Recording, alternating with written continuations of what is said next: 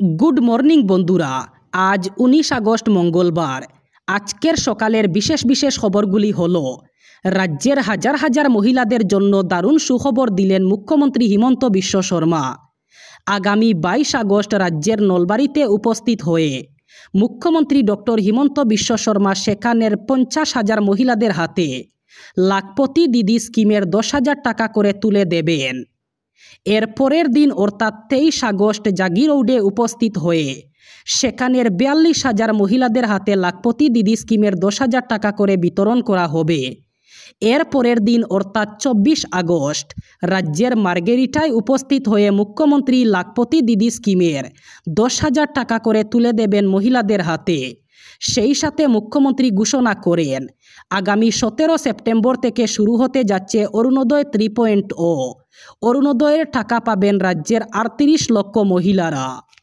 রাজ্যে আগামী 2 দিন প্রলয়ঙ্করী ভারী বৃষ্টিপাতের সতর্কতা জারি করল রাজ্যের আবহাওয়া দপ্তর। রাজ্যের আবহাওয়া দপ্তর জানিয়েছে, আগামী 2 দিন অর্থাৎ 20 আগস্ট পর্যন্ত রাজ্যে অরেঞ্জ অ্যালার্ট জারি করা হয়েছে। এই সময়ে রাজ্যের বিভিন্ন এলাকায় ভারী থেকে অতি ভারী বৃষ্টিপাত, সেই সাথে বজ্রপাতও হতে পারে। বরাক উপত্যকার 3 জেলা কাছাড়, শ্রীভূমি এবং হাইলাকান্দি সহ রাজ্যের 26টি জেলায় জারি করা হয়েছে এই অ্যালার্ট। গতকাল সন্ধ্যায় রাজ্যের আবহাওয়া দপ্তর জানিয়েছে, আগামী 48 ঘন্টা রাজ্যের বিভিন্ন এলাকায় ভারী বৃষ্টিপাত হবে। পশ্চিমবঙ্গে বিধানসভা নির্বাচনের আগেই পরিযায়ী শ্রমিকদের জন্য বড় ঘোষণা করলেন সে রাজ্যের মুখ্যমন্ত্রী মমতা বন্দ্যোপাধ্যায়। ভিন রাজ্যে বাঙালি শ্রমিকদের অত্যাচার করার যে অভিযোগ উঠেছে, তার মধ্যেই মুখ্যমন্ত্রীর ঘোষণা, বাংলায় ফিরলেই মিলবে ভাতা। মাসে মাসে ভাতা দেওয়া ছাড়াও এককালীন টাকা দেওয়ার কথাও ঘোষণা করা হয়েছে। বাংলায় কাজ নেই বলে বাংলা ছেড়ে যেতে হচ্ছে, এমন অভিযোগ তুলেছেন অনেকেই। এবার মমতা বলে দিলেন, বাংলায় ফিরে কাজ না পাওয়া পর্যন্ত সাহায্য করবে রাজ্য সরকার। এই নতুন এই উদ্যোগের নাম সমশ্রী। সোমবার নবান্নে সাংবাদিকদের মুখোমুখি হয়ে মমতা বন্দ্যোপাধ্যায় উল্লেখ করেন, করোনা পরিস্থিতিতে পরিযায়ী শ্রমিকদের জন্য প্রচেষ্টা, সমর্থন, স্নেহের পরশের মতো উদ্যোগই নিয়েছিল রাজ্য। এবার শুরু হচ্ছে শ্রমশ্রী। মন্ত্রিসভায় এই পরিকল্পনা পাশ হয়েছে বলে জানিয়েছেন তিনি। মমতা এদিন ঘোষণা করেন, যদি কোনো পরিযায়ী শ্রমিক ভিন রাজ্য ছেড়ে বাংলায় এসে থাকতে চান, তাহলে তাদের আর্থিক সাহায্য করবে রাজ্য সরকার। প্রথমে বাংলায় ফিরে এলে এককালীন 5,000 টাকা করে দেওয়া হবে। এরপর 1 বছর ধরে মাসে মাসে 5,000 টাকা করে দেওয়া হবে। বিধানসভা নির্বাচন ঘনিয়ে আসার সঙ্গে সঙ্গে বিজেপি ও কংগ্রেসের মধ্যে বাকযুদ্ধ তুঙ্গে উঠতে শুরু করেছে রাজ্যে। প্রদেশ কংগ্রেস সভাপতি গৌরব গগৈকে আবার আক্রমণ করলেন মুখ্যমন্ত্রী হিমন্ত বিশ্ব শর্মা। সাংসদ গৌরব দাবি করেন, কংগ্রেসের উত্থানে মুখ্যমন্ত্রী হিমন্ত সহ বিজেপি শঙ্কিত। এর পাল্টা জবাবে মুখ্যমন্ত্রী হিমন্ত কটাক্ষের সুরে বলেন, হে আমরা শঙ্কিত। বিজেপির সভায় 10,000 মানুষের উপস্থিতি দেখা যায়। এর বিপরীতে কংগ্রেসের সভায় মাত্র 200 মানুষ থাকেন। এর কারণে আমরা শঙ্কিত। এটাই শঙ্কিত হওয়ার প্রমাণ। শঙ্কিত হওয়ার কারণে যদি আমার সভায় 10,000 মানুষ আসেন, তাহলে শঙ্কিত হওয়া ভালো। মুখ্যমন্ত্রী হিমন্ত বলেন, যিনি সংসদে পাকিস্তানের গুণগান করেন, যার পরিবারের 4 জন সদস্যের মধ্যে 3 জনই বিদেশি নাগরিক, তার সম্পর্কে কি আর বলবো। তার পরিবারের নাকি 3 জনের ধর্ম কি, সে ব্যাপারেও অসমের জনগণ এখনও অন্ধকারে। এ ধরনের মানুষের কাছ থেকে কারো কোনো শিক্ষা নেওয়ার দরকার নেই। বরাক চা শ্রমিক ইউনিয়নে জালালপুর ও গুমরা চা বাগানের বাগান পঞ্চায়েত শ্রমিকদের লিখিত অভিযোগে কাছাড় জেলার কাঠিগড়া বিধানসভা নির্বাচন এলাকার কুশিয়ারকুল গ্রাম পঞ্চায়েতের অন্তর্গত জামালপুর ও গুমরা চা বাগানের চা শ্রমিকদের বসতবাড়ি এবং কৃষি জমির এক বৃহৎ অংশ মেঘালয় রাজ্যের সঙ্গে সংযোজিত হওয়ার সম্ভাবনার আশঙ্কা করা হচ্ছে। এই পরিস্থিতিতে ওই এলাকার বৃহৎ চা শ্রমিক সম্প্রদায়ের জনগণ ভীষণ দুশ্চিন্তায় দিন কাটাচ্ছেন। যে চা শ্রমিক গোষ্ঠী চা চাষের জন্য নিজের দেশ ছেড়ে, আত্মীয় স্বজন ছেড়ে অসমে আগমন এবং অসমের ধর্মীয় সাংস্কৃতিক শৈক্ষিক পরিবেশে জীবনযাপন করছেন, যদি জালালপুর ও গুমরা চা বাগান এলাকার চা শ্রমিক সমাজের বসতবাড়ি, কৃষি জমি মেঘালয় রাজ্যে সংযোজিত হয়, তবে তাদের জীবন জীবিকা, ধর্মীয় সাংস্কৃতিক শৈক্ষিক জীবনে অন্ধকার নেমে আসবে। সবচেয়ে বড় কথা, তারা বার্ষিক সংখ্যালঘুতে পরিণত হবেন। এছাড়াও জালালপুর ও গুমরা চা শিল্পের ক্ষতিসাধন হবে পর্যাপ্ত চা শ্রমিকের অভাবে। রাজ্যে এক হৃদয় বিদারক ঘটনা। রেলের ধাক্কায় একসঙ্গে মৃত্যু হল 3 জন মহিলার।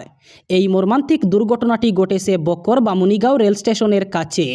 মৃতরা হলেন উত্তরাঞ্জলি দাস, রুমি দাস এবং করবী মালি। 3 জনের বাড়ি বকর 2 নম্বর ছাটা বাড়িতে। জানা যায় গতকাল সকালে প্রাতভ্রমণে বেরোনোর সময় এই মর্মান্তিক দুর্ঘটনা ঘটে। বামুনিগাঁও রেল স্টেশনের NN 240 গেইটের কাছে ঘটনাটি ঘটেছে। একই সময়ে 2টি ট্রেন সেই স্থান অতিক্রম করছিল। গৌহাটি অভিমুখী একটি ট্রেন পেছন দিক থেকে এসে 3 মহিলাকে ধাক্কা মারে। মুহূর্তের মধ্যেই 3 জনের শরীর ছিন্ন ভিন্ন হয়ে যায়। এখনও পর্যন্ত ওই স্থানটিতে প্রায় 20 জন পুরুষ ও মহিলার রেলের ধাক্কায় মৃত্যু হয়েছে। কামাখ্যা যোগীগুপা রেলপথেই এই মর্মান্তিক ঘটনা। ঘটনাস্থলে উপস্থিত হয়েছে বক পুলিশ। গৌহাটি মেডিকেল কলেজ হাসপাতালের প্রসূতি বিভাগে গতকাল ঘটল এক ভয়াবহ ঘটনা। NICUতে বিছানা থেকে পড়ে মারা গেল এক কন্যা নবজাতক। গত 15 আগস্ট রাত 12:12 জন্মেছিল এই শিশুটি। এই দুর্ঘটনায় আরও 2 নবজাতক গুরুতরভাবে আহত হয়েছেন। একই বিছানায় 4টি নবজাতককে রাখা হয়েছিল NICUতে। তাদের মধ্যে আরেকজন নবজাতকের ফটোথেরাপি মেশিনে ঝুলন্ত অবস্থায় পাওয়া যায়। খবরে জানা গিয়েছে সংক্রমণের কারণে নবজাতকটিকে NICUতে ভর্তি করা হয়েছিল। সংক্রমণের পর সে জন্ডিসে আক্রান্ত হয় এবং তাকে ফটোথেরাপি দেওয়া হচ্ছিল। ফটোথেরাপি মেশিনের সঙ্গে ঝুলন্ত অবস্থায় ছিল শিশুটি। একজন মা প্রত্যক্ষ করেছিলেন পুরো ঘটনাটি। দুধ খাওয়ানোর জন্য ভিতরে গেলে তিনি দেখতে পান 2 নবজাতক মেঝেতে পড়ে রয়েছে। ঘটনার পর গৌহাটি মেডিকেল কলেজ হাসপাতাল কর্তৃপক্ষ উচ্চ পর্যায়ের তদন্তের ঘোষণা দিয়েছে। হাসপাতালের CCTV ফুটেজও পরীক্ষা করছে প্রশাসন। প্রসূতি বিভাগের 3য় তলায় এই মর্মান্তিক ঘটনা ঘটে। রাজ্যে এক হৃদয় বিদারক ঘটনা। রেলের ধাক্কায় একসঙ্গে মৃত্যু হল 3 জন মহিলার। এই মর্মান্তিক দুর্ঘটনাটি ঘটেছে বকর বামুনিগাঁও রেল স্টেশনের কাছে। মৃতরা হলেন উত্তরাঞ্জলি দাস, রুমি দাস এবং করবী মালি। 3 জনের বাড়ি বকর 2 নম্বর ছাটা বাড়িতে। জানা যায় গতকাল সকালে প্রাতভ্রমণে বেরোনোর সময় এই মর্মান্তিক দুর্ঘটনা ঘটে। বামুনিগাঁও রেল স্টেশনের NN 240 গেইটের কাছে ঘটনাটি ঘটেছে। একই সময়ে 2টি ট্রেন সেই স্থান অতিক্রম করছিল। গৌহাটি অভিমুখী একটি ট্রেন পেছন দিক থেকে এসে 3 মহিলাকে ধাক্কা মারে। মুহূর্তের মধ্যেই 3 জনের শরীর ছিন্ন ভিন্ন হয়ে যায়। এখনও পর্যন্ত ওই স্থানটিতে প্রায় 20 জন পুরুষ ও মহিলার রেলের ধাক্কায় মৃত্যু হয়েছে। কামাখ্যা যোগীগুপা রেলপথেই এই মর্মান্তিক ঘটনা। ঘটনাস্থলে উপস্থিত হয়েছে বক পুলিশ। এবার বরাক উপত্যকার 3 জেলার আজকের আবহাওয়ার খবর। আজ অর্থাৎ 19 আগস্ট মঙ্গলবার বরাক উপত্যকার 3 জেলায় গরমের সম্ভাবনা।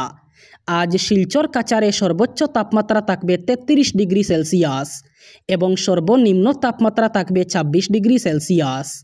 শ্রীভূমি করিমগঞ্জে আজ সর্বোচ্চ তাপমাত্রা থাকবে 33 ডিগ্রি সেলসিয়াস এবং সর্বনিম্ন তাপমাত্রা থাকবে 26 ডিগ্রি সেলসিয়াস।